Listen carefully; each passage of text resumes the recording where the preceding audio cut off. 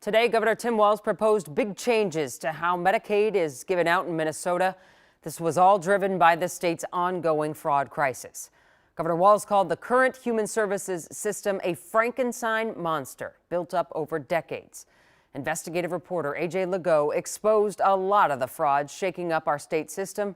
Here's his report on Walz's plan today. But the system is growing too complex for necessary oversight.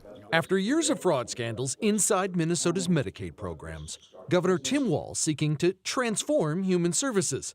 His plan would eliminate the use of private insurance companies called managed care organizations, or MCOs, and phase out contracted case managers by centralizing oversight at the state level of a fragmented system. You end up with a bit of a Frankenstein monster that you keep putting bolts onto the side of it, and it becomes very, very difficult to administer. Governor, our reporting found that the managed care organizations were often the ones spotting and flagging the fraud that, to be blunt, the agency ignored or slow-rolled.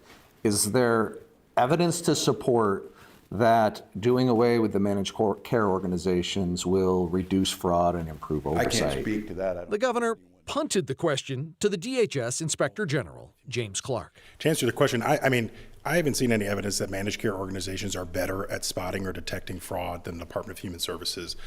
Here's some evidence. KARE 11 found the MCO, Hennepin Health, spotted fraudulent billing by housing stabilization providers more than a year before DHS took any action.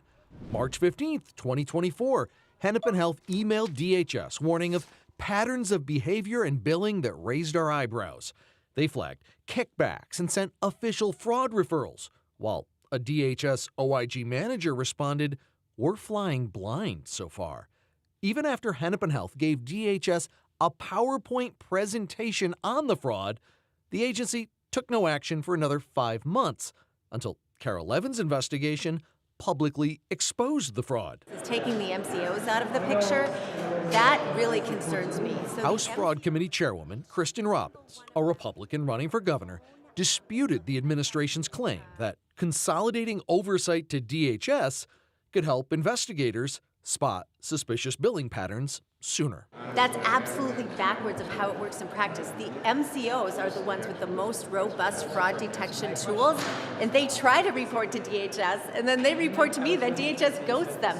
Governor Walz contends fraud has flourished in a decentralized structure where responsibility is spread across counties, 8 different insurers, and the state agency. If the state needs to be responsible for taxpayer dollars, we need to have it centralized where we can take that accountability.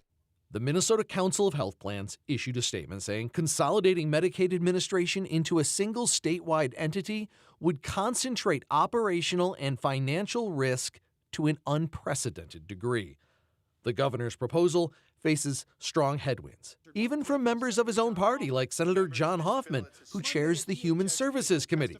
He said it lacked thoughtful collaboration. Republican leaders labeled the governor's proposal a bologna sandwich. This proposal, as described by the governor, it has no future as far as I can tell in the Minnesota State Legislature. After years of fraud scandals, one thing is clear. The battle over how to fix it is far from settled. Of course, looming over all of this is the specter of the Trump administration threatening to withhold billions of Medicaid dollars if Minnesota doesn't enact some unspecified actions to rein in fraud. When asked about that, Governor Walz responded today, the Trump administration is going to Trump. Jen. Okay, far from the rhetoric, let's get back to just because of this central question about MCOs. So is Minnesota an outlier, or do other states use MCOs to look for fraud like this? Minnesota was one of the early states to go to this managed care system, and since then, more than 40 other states have followed suit. Now, Governor Walz pointed to Connecticut as a state that has a more centralized system that he said has been successful.